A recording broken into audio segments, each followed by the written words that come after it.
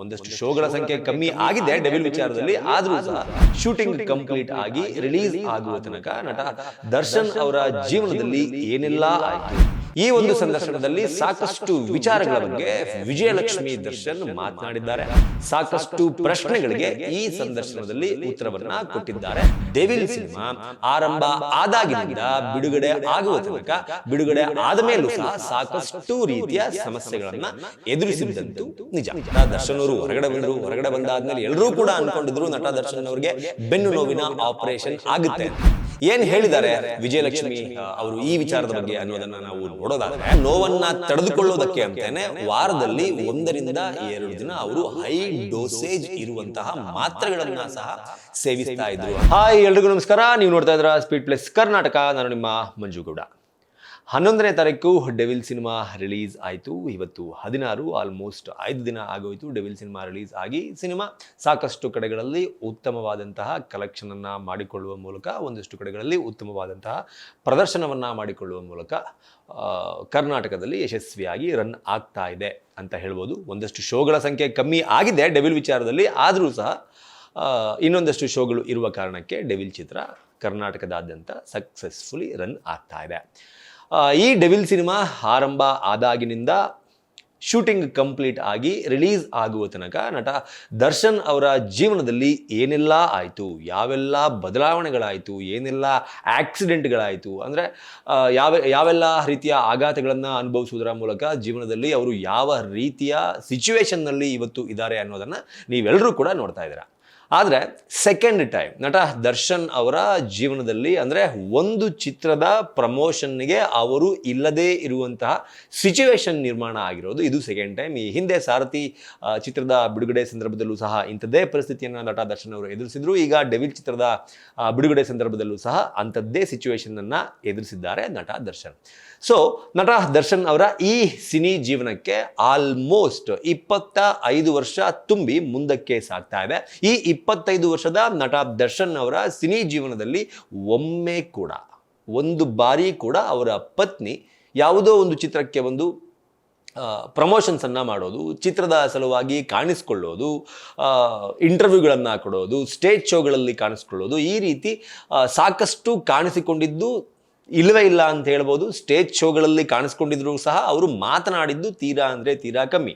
ಈ ಹಿಂದೆ ಮೆಜೆಸ್ಟಿಕ್ ಚಿತ್ರದ 10ನೇ ವರ್ಷದ ಸೆಲೆಬ್ರೇಷನ್ ಆದಾಗ ಭಾಮಾ ಹರೀಶ್ ಅವರು ಆ ಕಾರ್ಯಕ್ರಮವನ್ನು ಆಯೋಜನೆ ಮಾಡಿರ್ತಾರೆ. ಆ ಕಾರ್ಯಕ್ರಮಕ್ಕೆ ನಟ ದರ್ಶನ್ ಅವರು ಬರೋದಕ್ಕೆ ಆಗದೇ ಇದ್ದಂತಹ ಸಂದರ್ಭದಲ್ಲಿ ಆ ಒಂದು ಕಾರ್ಯಕ್ರಮಕ್ಕೆ ಅವರ ಪತ್ನಿಯಾಗಿದ್ದಂತಹ ವಿಜಯಲಕ್ಷ್ಮಿ ದರ್ಶನ್ ಅವರು ಆವತ್ತಿನ ಕಾಲಕ್ಕೆ ಬಂದಿದ್ರು. ಬಿಟ್ಟರೆ ಅದಾದ ನಂತರ ಎಲ್ಲೂ ಸಹ ಅವರು ಕಾಣಿಸ್ಕೊಂಡಿರಲಿಲ್ಲ. ಮಾಧ್ಯಮಗಳ ಕಣ್ಣಿಗೆ ಕಾಣಿಸ್ಕೊಂಡಿದ್ರು ಸಹ ಮಾಧ್ಯಮಗಳ ಜೊತೆಗೆ ಮಾತಿಗೆ ಸಿಕ್ಕಿರಲಿಲ್ಲ. ಇದೀಗ ಅಫಿಷಿಯಲ್ ಆಗಿ ಮೊದಲ ಬಾರಿಗೆ 25 ವರ್ಷದ ಅವರ ಸಿನಿ ಜೀವನದಲ್ಲಿ ಮೊದಲ ಬಾರಿಗೆ ಒಂದು ಸಂದರ್ಶನವನ್ನು ಕೊಟ್ಟಿದ್ದಾರೆ. ಬದಲಾಗಿ ಅದು ಯಾವುದೇ ಮಾಧ್ಯಮಗಳಿಗೆ ಕೊಟ್ಟ ಸಂದರ್ಶನ ಅಲ್ಲ, ಅಫಿಷಿಯಲ್ ಡಿ ಕಂಪನಿ ಅಫಿಷಿಯಲ್ ಎನ್ನುವ ಒಂದು ಅವರ fans page, official fans page YouTube ಚಾನಲ್ಗೆ ಕೊಟ್ಟಂತಹ ಒಂದು ಸಂದರ್ಶನ ಆಗಿತ್ತು.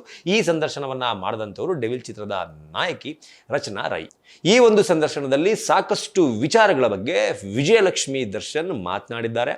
ಸಾಕಷ್ಟು ಪ್ರಶ್ನೆಗಳಿಗೆ ಈ ಸಂದರ್ಶನದಲ್ಲಿ ಉತ್ತರವನ್ನು ಕೊಟ್ಟಿದ್ದಾರೆ. ಅದರಲ್ಲೂ ದರ್ಶನ್ ಅವರ ಪ್ರಸ್ತುತ ಎದುರಿಸ್ತಾ ಇರುವಂತಹ ಸಿಚುವೇಶನ್ಗೆ, ಅಂದರೆ ಈ ಸಿಚುವೇಶನ್ನಲ್ಲಿ ಎದುರಾಗಿರುವಂತಹ ಸಾಕಷ್ಟು ಪ್ರಶ್ನೆಗಳಿಗೂ ಸಹ ಅವರು ಆ ಸಂದರ್ಶನದಲ್ಲಿ ಉತ್ತರವನ್ನು ಕೊಟ್ಟಿದ್ದಾರೆ. ಈ ಸಂದರ್ಶನ ಕಂಪ್ಲೀಟ್ ಡೆವಿಲ್ ಸಿನಿಮಾಗೆ ಸಂಬಂಧಪಟ್ಟಂತಹ ಸಂದರ್ಶನ ಆಗಿತ್ತು. ಡೆವಿಲ್ ಸಿನಿಮಾ ರಿಲೀಸ್ಗಿಂತ ಮುಂಚೆ, ರಿಲೀಸ್ ಆದಮೇಲೆ ಎದುರಿಸಿದ ಸಂಕಷ್ಟಗಳು, ಎದುರಿಸಿದ ಕಷ್ಟಗಳು, ಎದುರಾದ ಸವಾಲುಗಳು ಏನೆಲ್ಲ ಇದೆ ಅನ್ನೋದು ನಿಮಗೆ ಗೊತ್ತು.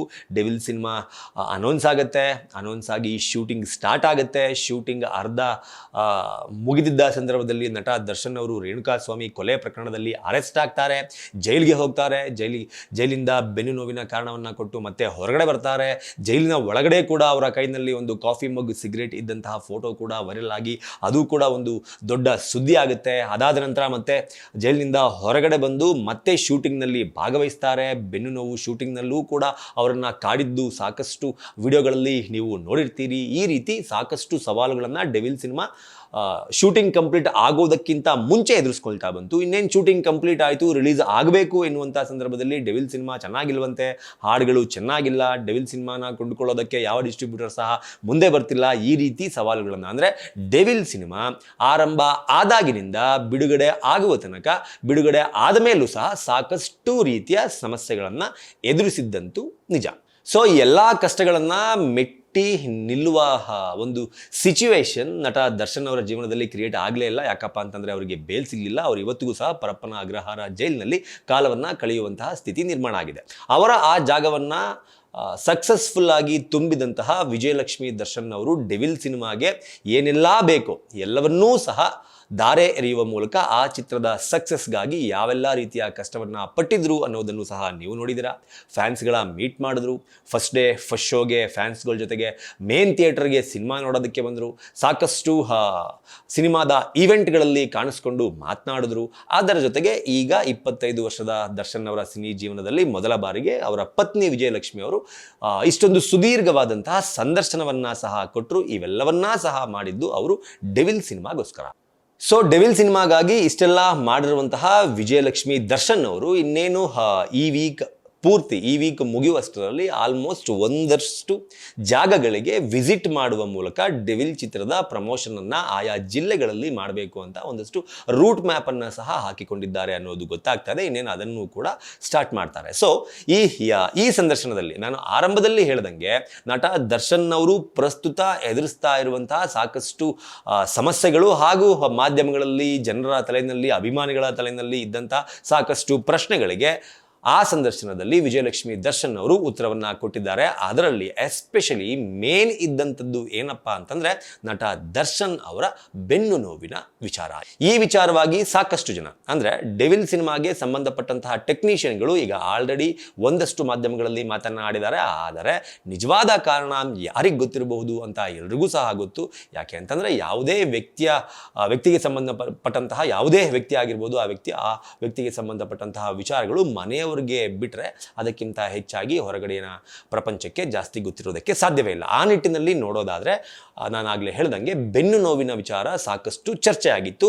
ಈ ಬೆನ್ನು ನೋವನ್ನು ಕಾರಣವಾಗಿ ಇಟ್ಕೊಂಡೆ ನಟ ದರ್ಶನ್ ಅವರು ಬಳ್ಳಾರಿಯ ಸೆಂಟ್ರಲ್ ಜೈಲಿನಿಂದ ರಿಲೀಸ್ ಕೂಡ ಆಗಿದ್ರು, ಬೇಲನ್ನು ಕೂಡ ಪಡ್ಕೊಂಡಿದ್ರು. ಈ ಬೆನ್ನು ನೋವಿಗೆ ಚಿಕಿತ್ಸೆ ಆಗದೇ ಇದ್ರೆ, ಆ ಸ್ಪೈನಲ್ ಕಾರ್ಡ್ದು ಒಂದು ಆಪರೇಷನ್ ಆಗದೇ ಇದ್ರೆ ಅವರು ಎದ್ದು ನಡೆಯೋದಕ್ಕೆ ಮುಂದಿನ ದಿನಗಳಲ್ಲಿ ಕಷ್ಟ ಆಗುವಂತಹ ಸಿಚುವೇಶನ್ ನಿರ್ಮಾಣ ಆಗುತ್ತೆ ಅಂತ ಹೇಳಲಾಗಿತ್ತು. ಸೊ ಈ ಎಲ್ಲ ಕಾರಣಗಳನ್ನು ಕೋರ್ಟ್ನ ಮುಂದೆ ಇಟ್ಟ ಕಾರಣಕ್ಕಾಗಿ ನಟ ದರ್ಶನ್ ಅವರಿಗೆ ಆವತ್ತು ಬೇಲ್ ಸಿಕ್ಕಿತ್ತು. ಇದಾದ ಸ್ವಲ್ಪ ದಿನಗಳ ಬಳಿಕ ಇದನ್ನ ಪ್ರಶ್ನೆ ಮಾಡಿಕೊಂಡು, ಅಂದರೆ ನಟ ದರ್ಶನ್ ಅವರು ಹೊರಗಡೆ ಬಂದರು. ಹೊರಗಡೆ ಬಂದಾದ್ಮೇಲೆ ಎಲ್ಲರೂ ಕೂಡ ಅನ್ಕೊಂಡಿದ್ರು ನಟ ದರ್ಶನ್ ಅವರಿಗೆ ಬೆನ್ನು ನೋವಿನ ಆಪರೇಷನ್ ಆಗುತ್ತೆ ಅಂತ. ಆದರೆ ಆ ಬೆನ್ನು ನೋವಿನ ಆಪರೇಷನ್ ಆಗಲಿಲ್ಲ. ಬದಲಾಗಿ ನಟ ದರ್ಶನ್ ಅವರು ಒಂದಷ್ಟು ದೇವಸ್ಥಾನಗಳಿಗೆ ಸುತ್ತು ಹಾಕಿದ್ರು, ಒಂದಷ್ಟು ಜಾಗಗಳಿಗೆ ಭೇಟಿ ನೀಡಿದ್ರು. ಅದರ ಜೊತೆಗೆ ಡೆವಿಲ್ ಚಿತ್ರ ಏನು ಸ್ಟಾಪ್ ಆಗಿತ್ತಲ್ಲ ಶೂಟಿಂಗು, ಆ ಶೂಟಿಂಗನ್ನು ರೀಸ್ಟಾರ್ಟ್ ಮಾಡುವ ಮೂಲಕ ಉಳಿದ ಭಾಗದ ಚಿತ್ರೀಕರಣವನ್ನು ಆದಷ್ಟು ವೇಗವಾಗಿ ಮುಗಿಸಿಕೊಟ್ಟು ಈ ಕೆಲಸಗಳಲ್ಲೇ ಅವರು ತೊಡಗಿಸಿಕೊಂಡರು. ಬೆನ್ನು ನೋವಿನ ಬಗ್ಗೆ ಅವರು ಮರ್ತೇ ಬಿಟ್ಟಿದ್ರು. ಇದನ್ನ ನೋಡಿದಾಗ ಸಾಕಷ್ಟು ಮಾಧ್ಯಮಗಳು, ಸಾಕಷ್ಟು ಜನರು ಮಾತನಾಡಿಕೊಂಡಿದ್ದು ಒಂದೇ ಒಂದು ವಿಚಾರ, ನಟ ದರ್ಶನ್ ಅವರಿಗೆ ಯಾವುದೇ ರೀತಿಯಾದಂತಹ ಬೆನ್ನು ನೋವು ಇರಲಿಲ್ಲ, ಅವರಿಗೆ ಆಪರೇಷನ್ ಮಾಡುವಂತಹ ಸಿಚುವೇಶನ್ ನಿರ್ಮಾಣ ಆಗಿರಲಿಲ್ಲ, ಅವರು ಬೇಲ್ ತಗೋಬೇಕು ಎನ್ನುವ ಒಂದೇ ಒಂದು ಕಾರಣಕ್ಕಾಗಿ ಈ ರೀತಿಯ ಸುಳ್ಳನ್ನ ಕೋರ್ಟ್ನ ಮುಂದೆ ಹೇಳುವ ಮೂಲಕ ಬೇಲನ್ನ ತೆಗೆದುಕೊಂಡಿದ್ರು. ಇದೇ ಸತ್ಯ ಎನ್ನುವ ನಿಟ್ಟಿನಲ್ಲಿ ಸಾಕಷ್ಟು ಟ್ರೋಲ್ ಆಗಿತ್ತು, ಸಾಕಷ್ಟು ನ್ಯೂಸ್ ಆಗಿತ್ತು, ಸಾಕಷ್ಟು ಮಾಧ್ಯಮಗಳು ಸಹ ಈ ವಿಚಾರವಾಗಿ ಗಂಟೆಗಟ್ಟಲೆ ಪ್ರೋಗ್ರಾಮ್ ಅನ್ನ ಸಹ ಮಾಡಿದ್ವು. ಆದರೆ ಆ ವಿಚಾರಕ್ಕೆ ಸಂಬಂಧಪಟ್ಟಂತೆ ವಿಜಯಲಕ್ಷ್ಮಿ ಅವರು ಇವಾಗ ಕ್ಲಿಯರ್ ಕಟ್ ಆದಂತಹ ಆನ್ಸರ್ ಅನ್ನ ಅಥವಾ ಕ್ಲಾರಿಫಿಕೇಶನ್ ಅನ್ನ ಕೊಟ್ಟಿದ್ದಾರೆ ಅಂತ ಹೇಳ್ಬೋದು. ಏನು ಹೇಳಿದ್ದಾರೆ ವಿಜಯಲಕ್ಷ್ಮಿ ಅವರು ಈ ವಿಚಾರದ ಬಗ್ಗೆ ಅನ್ನೋದನ್ನು ನಾವು ನೋಡೋದಾದರೆ, ವಿಜಯಲಕ್ಷ್ಮಿ ಅವರು ಒಪ್ಕೊಂಡಿದ್ದಾರೆ, ಹೌದು ನಟ ದರ್ಶನ್ ಅವರಿಗೆ ಬೆನ್ನು ನೋವು ಇದ್ದದ್ದು ನಿಜ, ಅವರಿಗೆ ಓಡಾಡೋದಕ್ಕೆ ಕೂಡ ಆಗ್ತಾ ಇರಲಿಲ್ಲ, ಆ ಸಿಚುವೇಶನನ್ನು ಅವರು ತಲುಪಿದ್ದು ನಿಜ. ಇದನ್ನು ನಾವು ವೈದ್ಯರ ಬಳಿ ತೋರಿಸಿದಾಗ ಅವರು ಹೇಳಿದ್ದು ಓಪನ್ ಆಗಿ ಸರ್ಜರಿ ಮಾಡಬೇಕು. ಈ ರೀತಿ ಸರ್ಜರಿಯನ್ನು ನಟ ದರ್ಶನ್ ಅವರು ಮಾಡಿಸಿಕೊಂಡಿದ್ದೇ ಆದರೆ minimum 6 months, maximum 1 year bed rest ಅನ್ನ ತೆಗೆದುಕೊಳ್ಳಬೇಕಾಗತ್ತೆ. ಅದು ಸಂಪೂರ್ಣವಾಗಿ ವಾಸಿ ಆಗಬೇಕು ಅಂತಂದ್ರೆ ಅಂತ ಇಲ್ಲಿನ ಡಾಕ್ಟರ್ಗಳು ಸಜೆಸ್ಟ್ ಮಾಡಿದ್ರು. ಇಂತಹ ಸಂದರ್ಭದಲ್ಲಿ ನಟ ದರ್ಶನ್ ಅವರಿಗೆ ಡೆವಿಲ್ ಸಿನಿಮಾದ ಶೂಟಿಂಗ್ ಅನ್ನ ಮುಗಿಸೋದು ಬಹಳ ಇಂಪಾರ್ಟೆಂಟ್ ಆಗಿತ್ತು. ಹಾಗಾಗಿ 6 ತಿಂಗಳು ಅಥವಾ 1 ವರ್ಷ ನಾನು ಬೆಡ್ ರೆಸ್ಟ್ಗೆ ಹೋದರೆ ಮುಂದಿನ ದಿನಗಳಲ್ಲಿ ಕಷ್ಟ ಆಗಬಹುದು ಎನ್ನುವ ಕಾರಣಕ್ಕೆ ಅವರು ಆಪರೇಷನ್ ಅನ್ನು ಮಾಡಿಸಿಕೊಳ್ಳಿಲ್ಲ ಭಾರತದಲ್ಲಿ. ಇದನ್ನ ಹೊರತುಪಡಿಸಿ ನಾವು ಅಂದರೆ ಇಂಡಿಯಾದಲ್ಲಿ ಈ ರೀತಿಯ ಒಂದು ಪ್ರೊಸೀಜರ್ ಇದೆ ಆಪರೇಷನ್ಗೆ ಅಂತ ಗೊತ್ತಾಯಿತು. ಹಾಗಾಗಿ ನಾವೇನು ಮಾಡಿದ್ವಿ, ಸಿಂಗಾಪುರ್ನಲ್ಲಿ ಇರುವಂತಹ ಒಬ್ಬ ಡಾಕ್ಟರನ್ನ ಸಹ ನಾವು ಸಂಪರ್ಕಕ್ಕೆ ತೆಗೆದುಕೊಂಡು ಅವರನ್ನ ಕೂಡ ನಾವು ಮಾತನಾಡಿಸಿದಾಗ, ನೀವು ಸಿಂಗಾಪುರ್ಗೆ ಬಂದರೆ ಇಲ್ಲಿ ಲೇಸರ್ ಟ್ರೀಟ್ಮೆಂಟನ್ನು ಕೊಡುವ ಮೂಲಕ ಅದನ್ನು ಆಪರೇಟ್ ಮಾಡಬಹುದು ಅಂತ ಹೇಳಿದರು. ಆದರೆ ನಮಗೆ ಅದಕ್ಕೂ ಕೂಡ ಸಮಯ ಸಾಲಲಿಲ್ಲ. ಟೈಮ್ ತುಂಬ ಕಮ್ಮಿ ಇದ್ದ ಕಾರಣಕ್ಕಾಗಿ ಸಿನಿಮಾದವರು ಸಿನಿಮಾವನ್ನ ಮಾಡಬೇಕು ಅಂತಂದರೆ, ಫಾರ್ ಎಕ್ಸಾಂಪಲ್ ಡೆವಿಲ್ ಸಿನಿಮಾ ವಿಚಾರಕ್ಕೆ ಬಂದಾಗ ಡೆವಿಲ್ ಸಿನಿಮಾದ ನಿರ್ದೇಶಕರೇ ಈ ಚಿತ್ರದ ನಿರ್ಮಾಪಕರು ಕೂಡ ಆಗಿದ್ರು. ಅವರು ಎಲ್ಲಿಂದ ಹಣ ತಂದಿದ್ರು, ಎಷ್ಟು ಬಡ್ಡಿಗೆ ಹಣ ತಂದಿದ್ರು, ಕನ್ನಡ ಚಿತ್ರರಂಗದಲ್ಲಿ ನಿರ್ಮಾಪಕರು ಒಂದು ಚಿತ್ರವನ್ನು ನಿರ್ಮಾಣ ಮಾಡಬೇಕಾದ್ರೆ ಎಷ್ಟು ಬಡ್ಡಿಗೆ ಹಣವನ್ನು ತಂದಿರ್ತಾರೆ ಅಂತ ನಮಗೆ ಗೊತ್ತಿದೆ. ಯಾಕಪ್ಪ ಅಂತಂದರೆ ನಾವು ಝೀರೋಯಿಂದ ಬೆಳೆದು ಬಂದವರು, ನಮಗೆ ಆ ಕಷ್ಟ ಗೊತ್ತಿರೋದ್ರಿಂದ ದರ್ಶನ್ ಅವರು ಈ ವಿಚಾರದಲ್ಲಿ ಯಾವುದೇ ರೀತಿಯ ಮುಲಾಜನ್ನು ನೋಡಲಿಲ್ಲ. ಬದಲಾಗಿ ಯಾರೋ ಹಣ ತಂದು ನನ್ನನ್ನು ನಂಬಿ ಹಣ ತಂದು ಹಾಕಿದ್ದಾರೆ, ಅವರು ಅದಕ್ಕೆ ಬಡ್ಡಿಯನ್ನು ಕಟ್ತಾ ಇದ್ದಾರೆ, ಅವರಿಗೆ ತೊಂದರೆ ಆಗುತ್ತೆ ಎನ್ನುವ ಕಾರಣಕ್ಕಾಗಿ ಆಪರೇಷನನ್ನು ನಿಧಾನಕ್ಕೆ ಮಾಡಿಸಿಕೊಂಡ್ರು. ಪರವಾಗಿಲ್ಲ, ಮೊದಲು ಡೆವಿಲ್ ಸಿನಿಮಾದ ಬಾಕಿ ಇರುವಂತಹ ಪೋರ್ಷನ್ನ ಶೂಟಿಂಗನ್ನು ಮುಗಿಸೋಣ ಅಂತ ನಟ ದರ್ಶನ್ ಅವರು ನಿರ್ಧಾರ ಮಾಡಿದ್ದ ಕಾರಣಕ್ಕೇನೆ ಅವರಿಗೆ ಬೆನ್ನು ನೋವಿನ ಆಪರೇಷನನ್ನು ಮಾಡಿಸಿಕೊಳ್ಳೋದಕ್ಕೆ ಆಗಲೇ ಇಲ್ಲ ಎನ್ನುವ ಒಂದು ಕ್ಲಾರಿಫಿಕೇಷನನ್ನು ದರ್ಶನ್ ಅವರ ಪತ್ನಿ ವಿಜಯಲಕ್ಷ್ಮಿ ದರ್ಶನ್ ಅವರು ಕೊಟ್ಟಿದ್ದಾರೆ. ಇದರ ಜೊತೆಗೆ ನೀವು ಡೆವಿಲ್ ಶೂಟಿಂಗ್ನ ಸಂದರ್ಭದಲ್ಲಿ ಸಾಕಷ್ಟು ಫುಟೇಜ್ಗಳನ್ನು ಸಹ ನೋಡಿರ್ತೀರ. ಶೂಟಿಂಗ್ನ ಸಂದರ್ಭದಲ್ಲಿ ಫ್ಲೋರ್ನಲ್ಲೇನೆ ನಟ ದರ್ಶನ್ ಅವರು ಬೆನ್ನನ್ನು ಹಿಡ್ಕೊಂಡು ಮಕಾಡೆ ಮಲಗಿ ನೋವನ್ನು ಅನುಭವಿಸ್ತಾ ಇರುವಂತಹ ಸೀನ್ಗಳನ್ನು ಸಹ ನೋಡಿರ್ತೀರ. ಈ ರೀತಿಯ ಸಾಕಷ್ಟು ಸನ್ನಿವೇಶಗಳನ್ನು ನಟ ದರ್ಶನ್ ಅವರು ಡೆವಿಲ್ ಚಿತ್ರದ ಶೂಟಿಂಗ್ನ ಸಂದರ್ಭದಲ್ಲಿ ಅನುಭವಿಸಿದ್ದಾರೆ. ಜೊತೆಗೆ ಈ ರೀತಿಯ ನೋವನ್ನು ತಡೆದುಕೊಳ್ಳೋದಕ್ಕೆ ಅಂತಲೇ ವಾರದಲ್ಲಿ 1 ರಿಂದ 2 ದಿನ ಅವರು ಹೈ ಡೋಸೇಜ್ ಇರುವಂತಹ ಮಾತ್ರೆಗಳನ್ನು ಸಹ ಸೇವಿಸ್ತಾ ಇದ್ರು. ಅಂದರೆ ಆ ನೋವನ್ನು ತಡೆದುಕೊಳ್ಳೋದಕ್ಕೆ ಆಗದೇ ಇರುವಂತಹ ಸಂದರ್ಭದಲ್ಲಿ ಹೈ ಡೋಸೇಜ್ ಇರುವಂತಹ ಮಾತ್ರೆಗಳನ್ನು ಸೇವಿಸಿ ಡೆವಿಲ್ ಸಿನಿಮಾದ ಶೂಟಿಂಗನ್ನು ಕಂಪ್ಲೀಟ್ ಮಾಡಿಕೊಟ್ರು ಎನ್ನುವ ಒಂದು ಸತ್ಯವನ್ನು ಇದೀಗ ವಿಜಯಲಕ್ಷ್ಮಿ ದರ್ಶನ್ ಅವರು ಬಹಿರಂಗವಾಗಿ ಹೇಳುವ ಮೂಲಕ ಇಷ್ಟು ದಿನಗಳ ಕಾಲ ನಟ ದರ್ಶನ್ ಅವರು ಯಾಕೆ ಆಪರೇಷನ್ ಮಾಡಿಸ್ಕೊಂಡಿಲ್ಲ, ಸುಳ್ಳು ಹೇಳಿದ್ರ ಕೋರ್ಟಿಗೆ, ಹೊರಗಡೆ ಬಂದ್ಬಿಟ್ಟು ಅಂದರೆ ಕೋರ್ಟಲ್ಲಿ ನಾಟಕ ಮಾಡ್ಕೊಂಡು ಸುಳ್ಳು ಹೇಳುವ ಮೂಲಕ ಹೊರಗಡೆ ಬಂದು ಟೈಮ್ ಪಾಸ್ ಮಾಡ್ತಾ ಇದ್ದಾರಾ, ಈ ರೀತಿಯ ಪ್ರಶ್ನೆಗಳನ್ನು ಕೇಳ್ತಾ ಇದ್ದವರಿಗೆ ಮೋಸ್ಟ್ಲಿ ವಿಜಯಲಕ್ಷ್ಮಿ ದರ್ಶನ್ ಅವರು ಪರ್ಫೆಕ್ಟ್ ಆದಂತಹ ಆನ್ಸರನ್ನು ಮಾಡಿದ್ದಾರೆ ಅಂತ ನನಗನ್ಸುತ್ತೆ. ಏನನ್ಸುತ್ತೆ ನಿಮಗೆ ಈ ಸ್ಟೋರಿಯನ್ನು ಕೇಳಿದಾಗ ಅಥವಾ ವಿಜಯಲಕ್ಷ್ಮಿ ದರ್ಶನ್ ಅವರ ಈ ಮಾತನ್ನು ಕೇಳಿದಾಗ ಅನ್ನೋದನ್ನು ಕಮೆಂಟ್ ಬಾಕ್ಸ್ ಮೂಲಕ ತಿಳಿಸಿ ಅಂತ ಕೇಳ್ಕೊತಾ ಈ ವಿಡಿಯೋನ ಮುಗಿಸ್ತಾ ಇದ್ದೀನಿ. ನಮಸ್ಕಾರ.